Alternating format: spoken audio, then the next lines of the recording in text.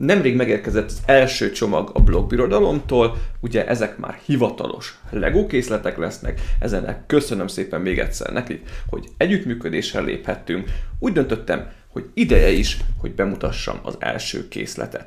Zoli vagyok, és ez itt az Összerakva. Tartsatok velem!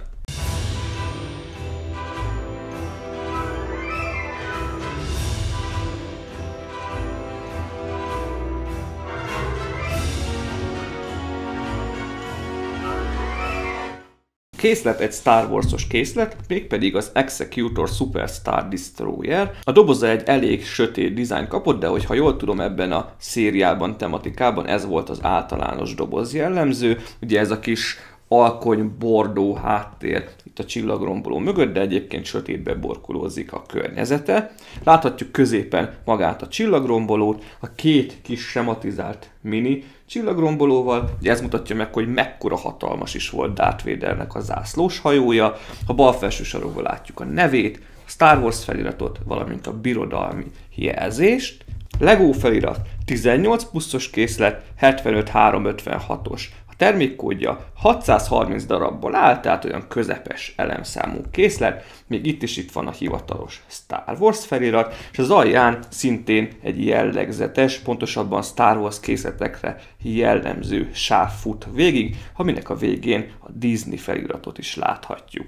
A készlet hátulján kicsit más szemszögből, hátsó oldalsó nézetből is megtekinthetjük a csillagrombolót. Egyébként jár hozzá két kis plakett is, ezt majd megnézzük részletesen. Itt van egy kép az eredeti filmben szereplő csillagrombolóról. Hát azt nem mondanám, hogy optimális helyzetben, mert ez éppen, ha jól látom, a megsemmisülésének a pillanatát mutatja be, de azért látszik, hogy mennyire hasonlít a modell a csillagrombolóhoz, ami alapján készült. És ugye itt még egy kis sematizált rajzon látszik, hogy 43 centi hosszú lesz majd maga a modell, és 14 centi magas az állvánnyal együtt. És ezzel a csodálatos benyomós módszerrel kell nyitni a dobozt.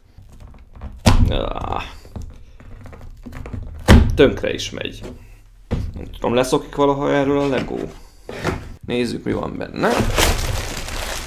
6 számozott zacskót kapunk, valamint az összerakási útmutatót, amiben egy picit nézzünk is bele azért. Az útmutató elején ez a fehér háttér szerintem tök jól mutat, ami előtt látjuk a kész modellt. Nézzük, mi van az elején. Kapunk egy pici üdvözlő szöveget a Lego Star Wars szekcióért felelős kreatív igazgatótól. Egy kis ismertető arról, hogy a filmben hogy tervezték meg a Super Star Destroyernek a modelljét, makettjét, ugye ez volt látható utána a felvételeken. Hát azért ez jócskán aprólékos munka volt. Magáról a hajóról egy kis info, ugye a Kuat művek gyártotta, információk, 19 km hosszú volt egyébként, 280 000 fős legénység, 38 000 katonai és a támogató személyzet fért bele. Az igen. És több mint 1000 turbolézert telepítettek rá. Itt már a modellről van egy kis info, hogy honnan jött az ötlet, hogy elkészítették. Hát az LNC-t választó működéséről leírás, útmutatás.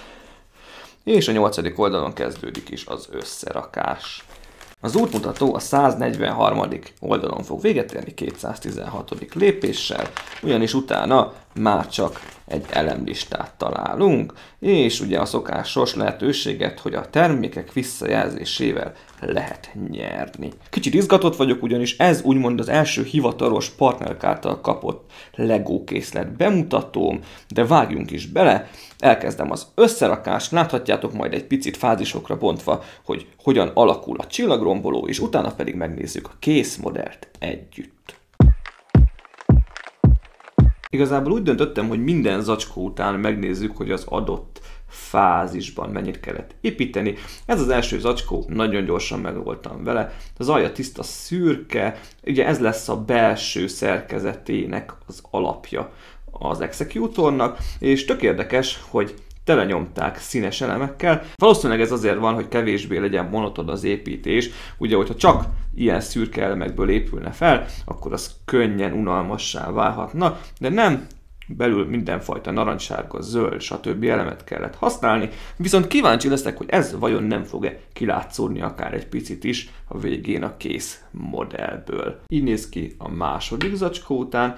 Hát van itt aztán minden szín, mint a búcsúban, komolyan, már teljes színpaletta felsorakozik, viszont kezd kialakulni azért szépen a csillagrombolónak a belseje, valamint már meg is kellett hosszabbítani az orrrész felé. Érdekes, hogy ennyi kis részletet pakolnak egyébként majd a közepébe, amikor az nem is fog látszódni. Vagyis hát meglátjuk majd, hogy mennyire lehet a burkolati részt egyszerűen lepattintani, kíváncsi leszek rá, mert ha már ennyi energiát fetszölnek abba, hogy legyen a belsejébe is ez az, akkor azért érdemes lenne rátekinteni. Ja, azért még megfordítom, hát az alja az egyhangú szürke, de igazából ez nagyrészt csak az összefogatás. Íme a 3-as zacskó utáni állapot, itt már aztán tényleg van egy-két érdekesség, amit meg akarok mutatni. Legelőször is már ugye ide kellett pattintani a hátsó részére azt a szekciót, ami majd véleményem szerint a hajtóműveket fogja tartani, vagyis erre fog ráépülni. De az igazi nyalánkság ebben a fázisban ez a rész. Na felismeritek-e? Bizony, a Birodalom visszavágban volt egy olyan jelenet, ahol Darth Vader összecsődít 6 fejvadászt, hogy Han Soloéknak a nyomába eredjen.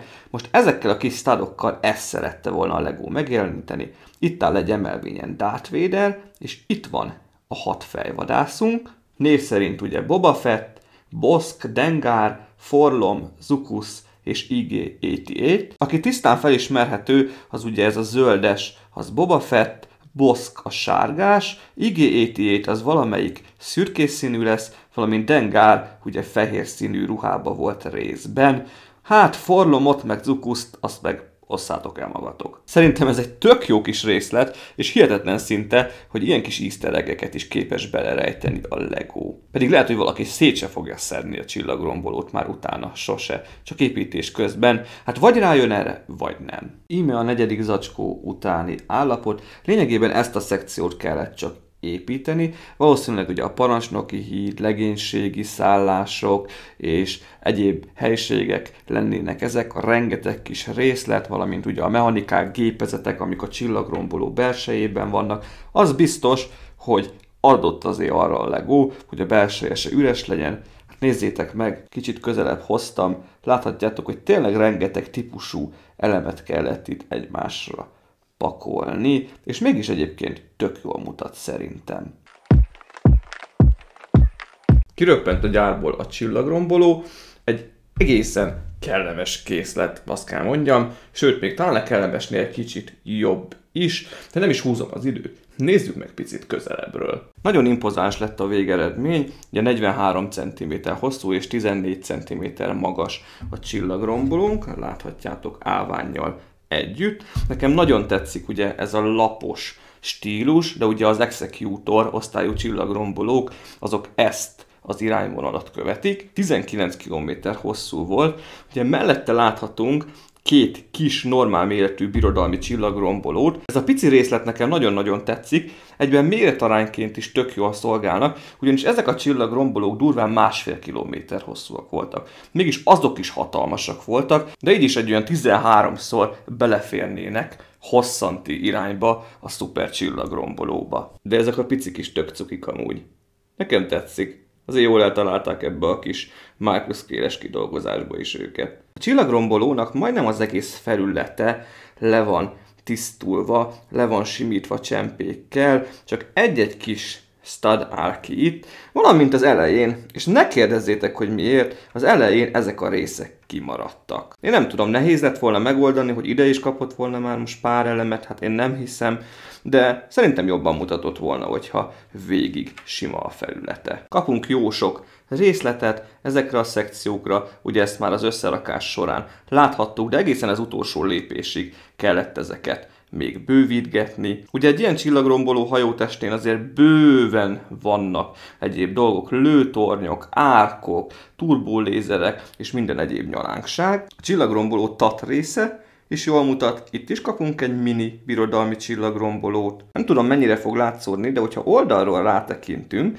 egy-egy világos kék elem is kikandikál itt, amik ablaküvegek lennének, tehát még ide is kaptunk részleteket, és ami a félelmem volt egyébként, hogy a rengeteg színes elemből valami ki fog majd látszódni a végén, szerencsére nem igazolódott be, ugyanis egyetlen egy színes elemet se látni, még ezeken a részeken se, ahol nyílás van a 2 tetőrész között. Úgyhogy ezt az akadályt pöpecül vette a Lego, ezt nagyon jól megoldották. Megfordítottam, hogy megnézhessük alulról, most nézzétek meg ezt a hajtómű szekciót, konkrétan 13 darab hajtómű lövi előre a szupercsillagrombolót. 2 típusú hajtómű van egy kisebb meg egy nagyobb, 7-6 felosztásban kellett őket elhelyezni, de ezekkel a narancssárga elemekkel szerintem nagyon jól mutat. És ugye a kis csillagrombolókat így kellett felcsatlakoztatni az aljára mindkettőt. Én magát a hajótestet azt már nem fogom szétbontani, ugyanis az összerakás során láthattuk belül. A kedvenc részletem benne a kis easter egg a fejvadászokkal és Darth Vaderrel. Viszont nézzük már meg az állványt, ami stabilan tartja a csillagrombolót, és kapunk hozzá 2 darab plakettet. Az egyik ugye ez, amin van egy Lego logó, Star Wars felirat és maga az Executor elnevezés. Ezt lehet kicsit dönteni előre-hátra. És van egy másik kis plakettünk, ami a Jedi Visszatér film 40. évfordulójáról emlékezik meg. Legalábbis szerintem. Nekem ez egy picit amúgy jobban tetszik. Ez olyan prémium érzetet kelt. Ezzel kapcsolatban egy icipici furcsaságot megjegyeznék, ugyanis az összerakási mutatóban úgy mutatta, hogy ez a plakett csak simán így mellé van állítva a földre, de láthatjátok, hogy az állvány alján van 2 hely. Mindkettőt ilyen rácsos elemmel kellett lefedni egyébként, én erről viszont leszettem, ugyanis ide tökéletesen fel lehet pattintani ezt a plakettet, úgyhogy alapjáraton is mutathatták volna ezt így. Sőt, ha már ott van az a 2 hely, én kihagyott zicsernek érzem, hogy nem kaptunk hozzá minifigurát, legalább egyet, amit meg ide lehetett volna állítani, vagy akár 2 mindkét oldalra. A készlettel én önmagában nagyon-nagyon elégedett vagyok, az összeépítés élvezetes volt, minden elem megvolt, tök jó mechanikák voltak benne, és szerintem a végeredmény is teljes mértékben kielégítő. Az ára pedig, ha jól emlékszem, most olyan 25 000 forint körül van. Legalábbis a blogbirodalomnál. A készlethez szokás szerint megtaláljátok a linket a videó leírásához. Ne feledjétek, a blogbirodalomhoz is van egy kuponkódom, a RAK1 kedvezménykóddal ingyenes szállításhoz juthattok, tehát bármit vásárolhattok az oldalukon, azt ingyenesen fogják kiszállítani nektek. Ezt a kuponkódot azért megtaláljátok a videó leírásában is. Ha tetszett ez a bemutató, akkor iratkozzatok fel a csatornára, mert azt fontos, egy lájkkal is jelezhetitek, én pedig hamarosan érkezem a következő bemutatóval, amit még nem is tudok pontosan, hogy mi lesz, de vagy Deadpool, vagy egy flipper, majd meglátom. Vigyázzatok magatokra, további szép napot, sziasztok!